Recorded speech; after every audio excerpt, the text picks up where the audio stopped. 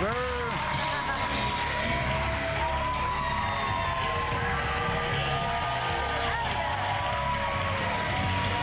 Got the big, oh, we got the smoke going.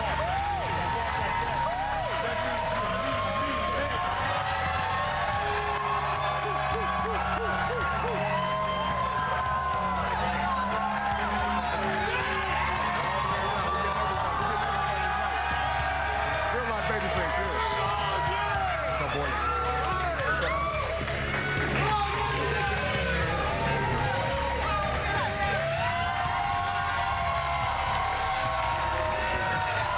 Brought the smoke with you.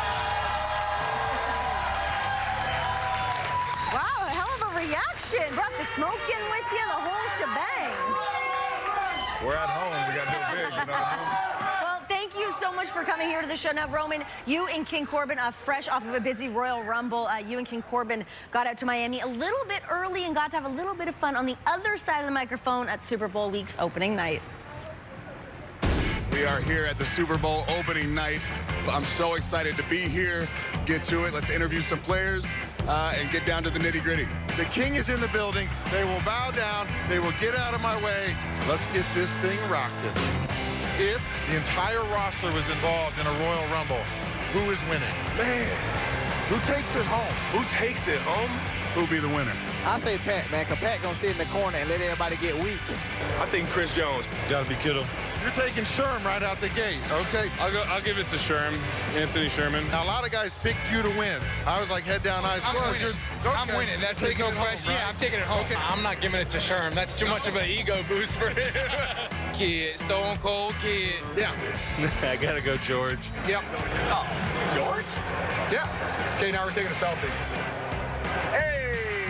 Who would be the first one to get thrown out the ring? Maybe Jimmy. Toss him out real quick. I think we'd throw Jimmy out first. Got to get him out, right? Yeah. Protect him. And No. nice one, no? No, bullying. Like, who are you getting rid of first just to rub it in their face? Oh, I'm getting rid of Pat. No question. One of the kickers, right? Or the punter. I'm going to go with Colquitt. He's old. Okay. A lot of them have picked you as going out first. I need the list, and I'll say beware of the left leg. It's coming for your face. I want to say to all of you, get refunds on your tickets and go back to San Francisco because the Kansas City Chiefs are bringing it home. Kansas City Chiefs. Well, that was great and all. You trying to steal my job? You taking my gig? I'm just trying to expand here, trying to learn some new stuff, you know? Fair It's enough. fun. Just Yeah, have fun. amazing. Very cool. Have you had fun so far out here in Miami? Oh, God, yeah. It's been electric. You know, the Super Bowl, it's a lot like WrestleMania. It takes over a city, it takes over a market, and it does so much for it. So it's been fun to be a part of it. Well, this past Sunday at Royal Rumble, you essentially pulled double duty, kind of being able to open up Royal Rumble and essentially close it. But how different was that for you, considering last year missing the Royal Rumble in your battle with leukemia? It was just such a great story for me. You know, it's such a blessing just to be here, to be healthy, you know, just feeling good.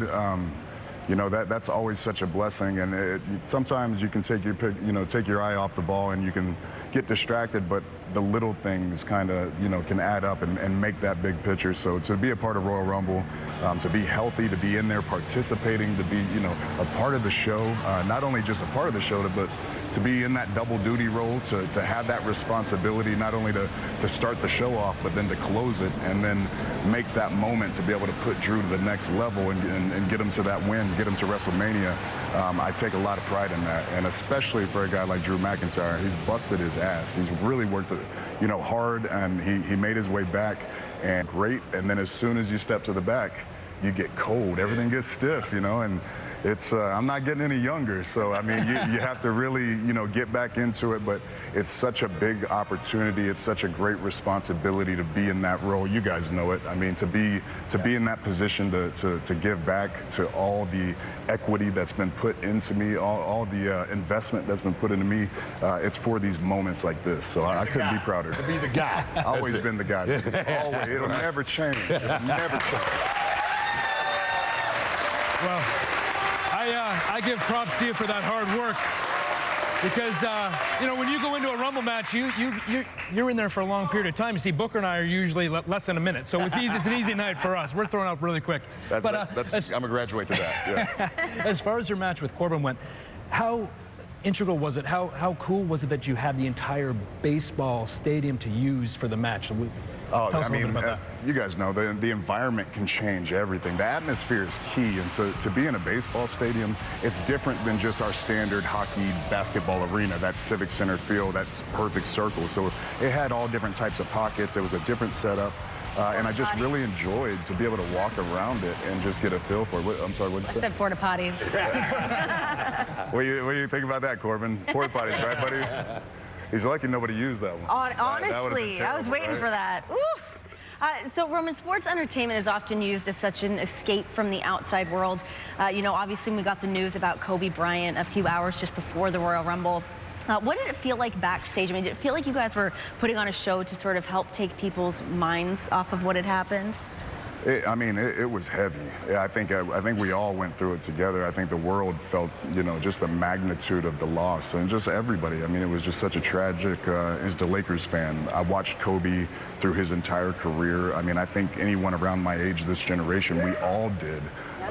So it was just so sad to see a fellow performer, entertainer in his own right, you know, through sports, to you know, have that happen. But we all, you know, we all took it upon ourselves to use that moment to be grateful for what we have, to be appreciative for what we have, but we know we have a job to do. We know we got to move forward, tuck those feelings where we need, and move on to put on a show and create that escapism and create that distraction so we can keep moving forward and go on about our business. But man, it was so tough. I mean, already for me, it was a lot of emotions just being able to come back and being in it compared to last year. And then you add that on, it was such an emotional day. And my heart goes out to all the families involved, everyone dealing with this tragedy. We are praying for you, thinking about you, and may God be with you. Oh, Roman, yeah. Thank you so much for coming out to join us, and you're going to stick around with us for a little bit, yeah? You're the boss. You said so, I am right? the boss. All right. That's right. That's right. So Becky Lynch.